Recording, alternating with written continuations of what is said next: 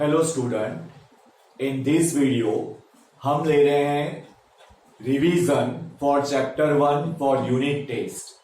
अब चैप्टर 1 का रिवीजन है हमारे लाइव क्लास में चल रहा है। अभी हमारा chapter number 1। In chapter number 1 अभी तक हमने 2 टॉपिक कवर कर रखे हैं। The first is reflexive symmetric transitive equivalence relation, and the second topic is 1-1 onto injective, surjective and bijective. If function is onto and 1-1, then the function is called bijective, means both 1-1 and onto apply in same function. Now अभी हम जो revision आज ले रहे हैं, the revision depend on 1-1 onto bijective function.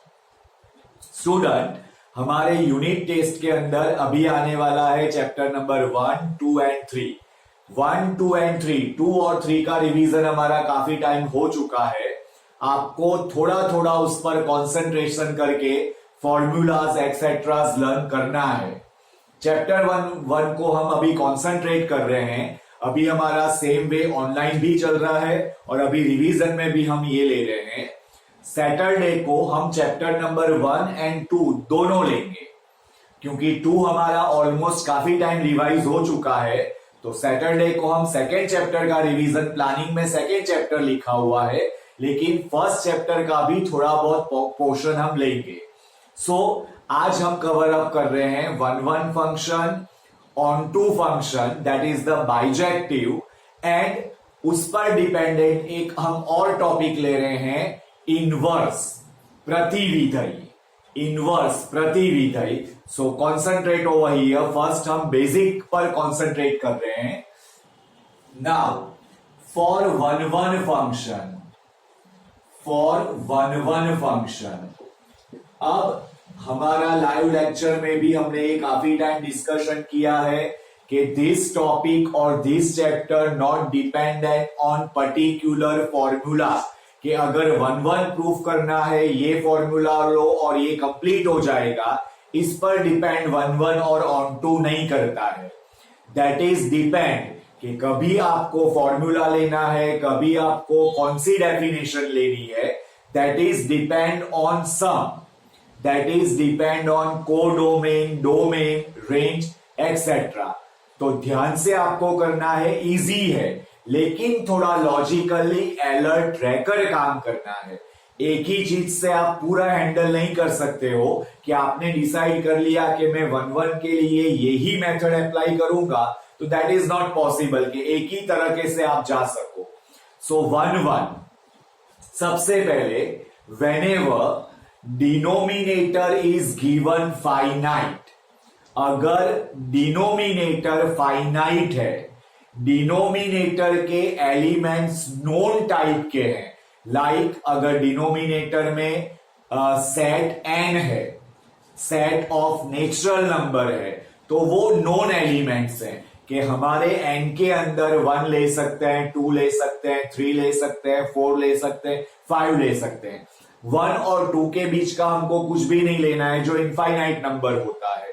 तो वहां पर इनफाइनाइट सेट है, n is the infinite set, 1 to up to so on, but उसके जो एलिमेंट्स है वो फिक्स है, 1, 2, 3, 4, 5, 6 एक्सेट्रा लो।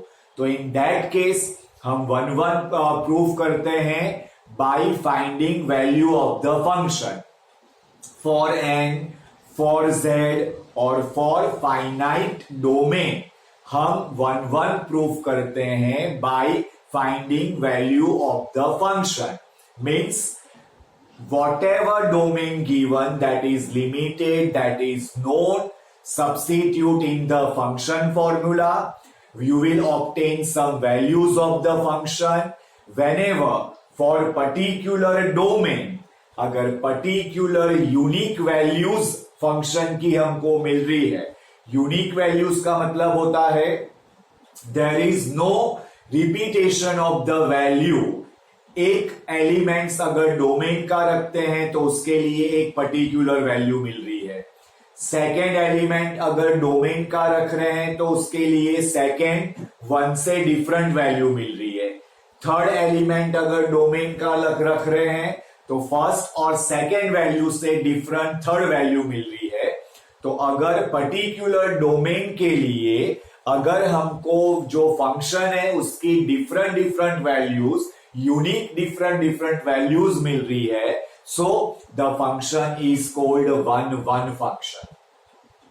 स्टूडेंट, अगर आपके पास डोमेन लिमिटेड है, डोमेन नोन है, तो this is the best way to find one और ऑन टू। व्हाई? जब आप डोमेन को सब्स्टिट्यूट करके फंक्शंस की वैल्यू फाइंड करोगे तो वो वैल्यू का set, the set of this values, that is called range of the function. Means when you find the value of the function by domain, whatever value obtained, the set of that values is called range. तो आपको यहां पर range automatic मिल जाएगी whenever range equals to codomain. Now listen very carefully. हम जो भी range find करेंगे वो रेंज एग्जैक्टली कोडोमेन होना चाहिए। मीन्स सपोज आप रेंज फाइंड कर रहे हो, आपको रेंज मिल रहा है 2, 4, 6x, 8 एक्सेट्रा, और हमारा जो कोडोमेन है, the codomain is n। So यहां पर सम स्टूडेंट कहते हैं that is equals to n। भाई n के अंदर ऑड और इवन नेचुरल नंबर दोनों होता है। When you take range 2, 4, 6, 8, where is 1, where is 3, where is 5? तो once again listen very carefully, whatever range you will obtain, that range exactly match for codomain।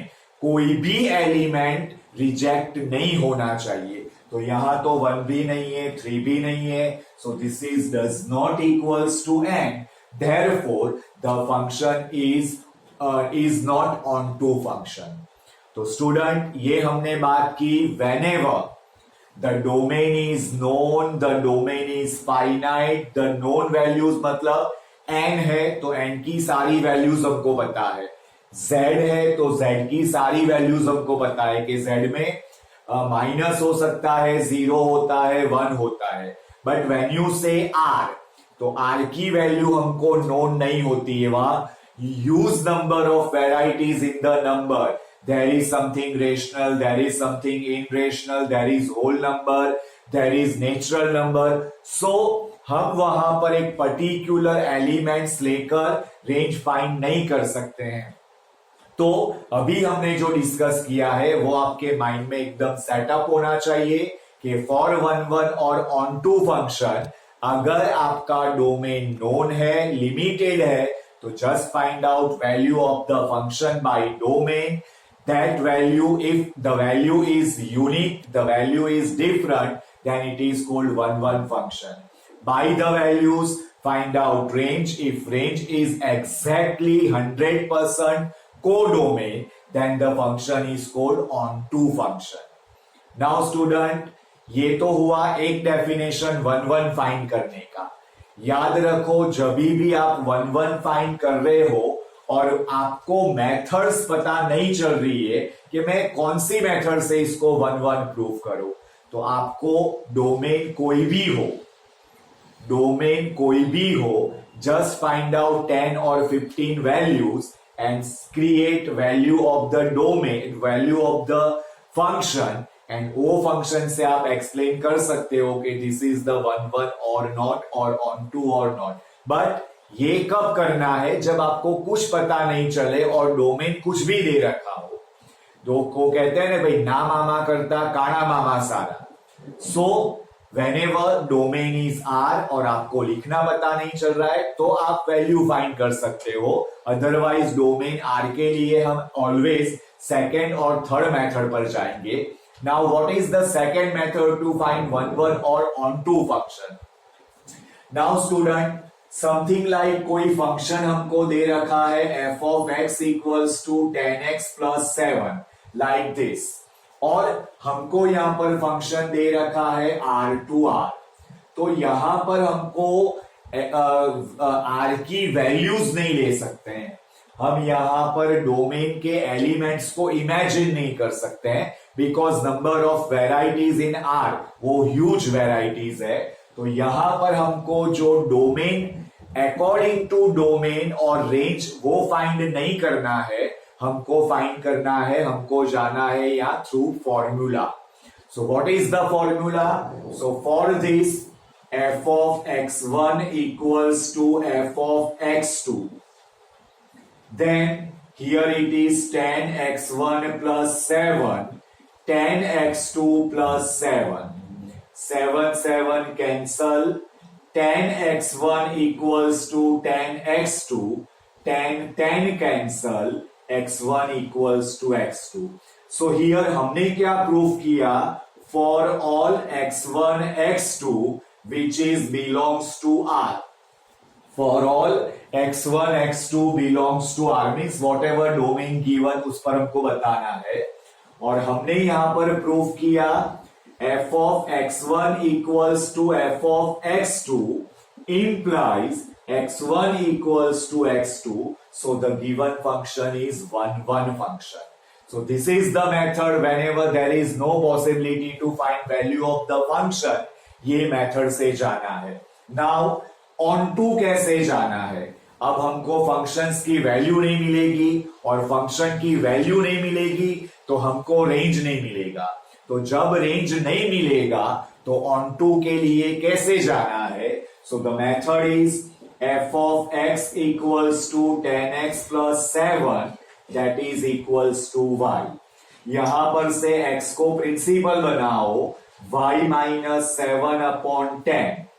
This x value substitute in the function means f of x that is equals to f of y minus 7 upon 10. Then this is 10 times y minus 7 upon 10 plus 7. By the simplification, our answer for the function is y. So here f of x equals to y, then the function is onto function. अब जब भी आप ये formula का use करते हो, तो ये फॉर्मूला का यूज करते समय हमको 3 to 4 जो मेन पॉइंट्स है उसके याद रखने हैं कि for the given domain function undefined नहीं होना चाहिए। For the given domain function undefined नहीं होना चाहिए। अगर for the given domain function undefined होता है, that means there is no 1 1, there is no onto. The second thing, for onto function whenever you will take x as a subject, x subject बनने के बाद for the codomain x undefined नहीं होना चाहिए।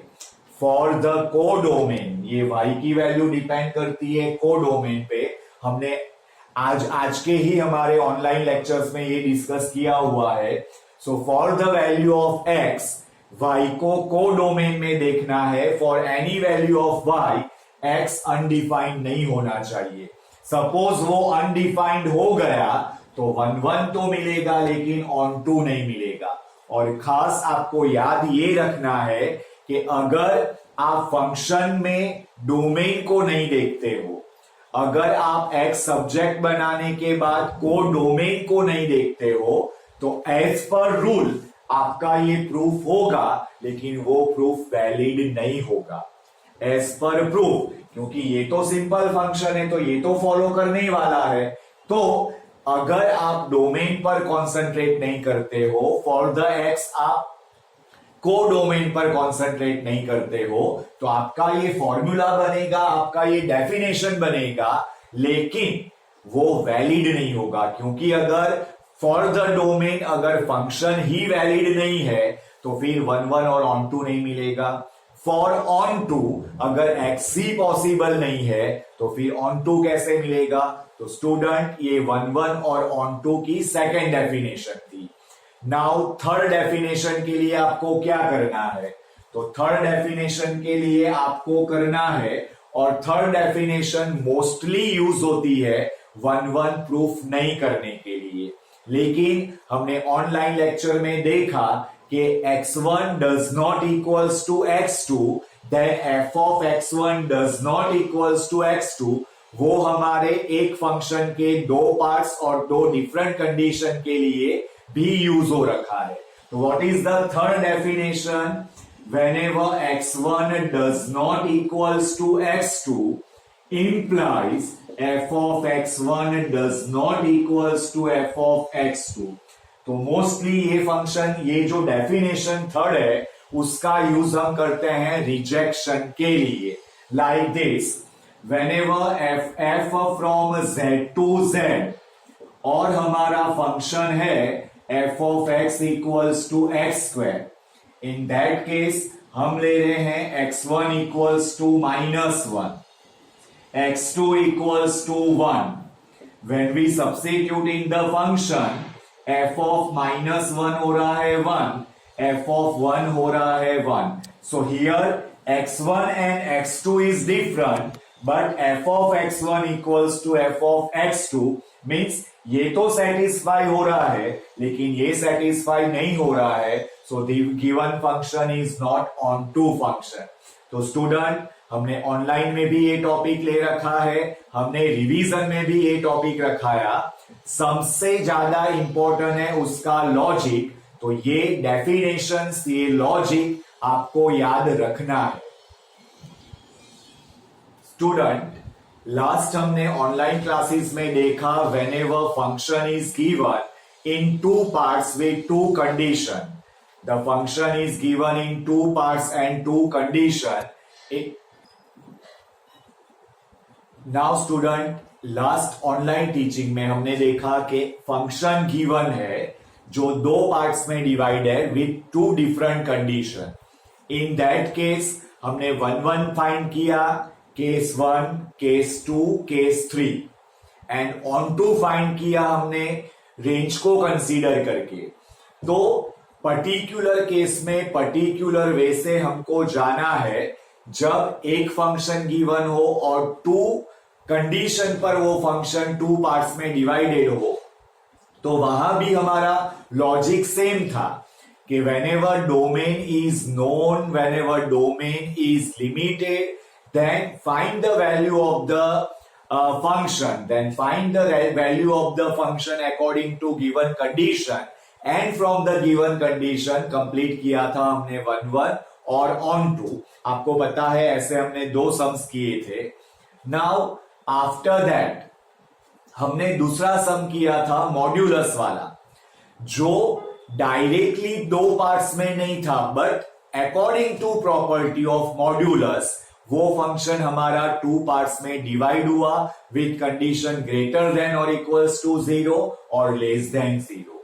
अब ये सम की खास बात ये थी कि यहां पर हमने जब रेंज फाइंड किया तो वो रेंज हमने फाइंड किया जो फंक्शन का बेसिक फॉर्मूला था, वो बेसिक फॉर्मूला से बेसिक कॉन्सेप्ट क्या था कि whenever denominator is bigger than the numerator, then whatever value obtained of the function, that is always 0 point something. So the range of the function is open interval -1 to 1, and according to basic concept हमने range decide किया और according to basic concept हमने उसको codomain से compare किया, then so कि it is onto function. So यहां पर डिपेंड करता है 1 और ऑन टू कि वॉट एवर फंक्शन गिवन, क्या फंक्शन गिवन है, क्या डोमेन है और क्या रेंज है या क्या कोडोमेन है। तो स्टूडेंट, प्रॉपरली बेसिक कॉन्सेप्ट पर आपको जाना है रिलेशन एंड फंक्शन के लिए, प्रॉपरली बेसिक कॉन्सेप्ट पर जाना है रिलेशन और फंक्शन के लिए। उसको लर्न बाय हार्ट नहीं करना है, उसको आपको अंडरस्टैंडिंग लेके लिखने की प्रैक्टिस करनी है in your words, in your sentences. Learn by heart करके आप उसको एक्सप्लेनेशन में ले जाओगे, ट्राई करोगे तो वो एग्जाम में प्रॉपरली सेट नहीं होगा। तो understand what ever topic is given, logic apply करो, सम हो जाएंगे।